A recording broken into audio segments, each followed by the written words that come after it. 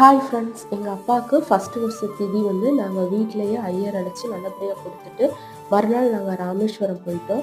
6:30க்கெலாம் வந்து ரீச் ஆகிட்டோம் பாம்பன் பாலம். அங்கே நின்று அந்த வியூஸ்லாம் பார்த்துட்டு ஃபோட்டோஸ்லாம் எடுத்தோம். அந்த வியூஸ் பார்க்கறதுக்கு ரொம்பவே நல்லா இருந்தது. நெக்ஸ்ட்டு நாங்கள் அக்னி தீர்த்தம் போயிட்டோம். ஃபஸ்ட்டு கடலில் வந்து நம்ம குளிச்சுட்டு தான் மற்ற தீர்த்தத்தில் போய் நீராடணும். நாங்கள் அக்னி தீர்த்தத்தில் நீராடிட்டு அடுத்து 23 தீர்த்தத்துலேயும் போய் நீராடிட்டு நாங்கள் சாமி பார்க்க கிளம்பிட்டோம். ஸோ நாங்கள் ரூ. 100 டிக்கெட் எடுத்து போயிருந்தோம். ஒரு 15 மினிட்ஸில் வந்து நாங்கள் சாமி நல்லபடியாக கும்பிட்டுட்டு வெளியில் வந்துட்டோம்.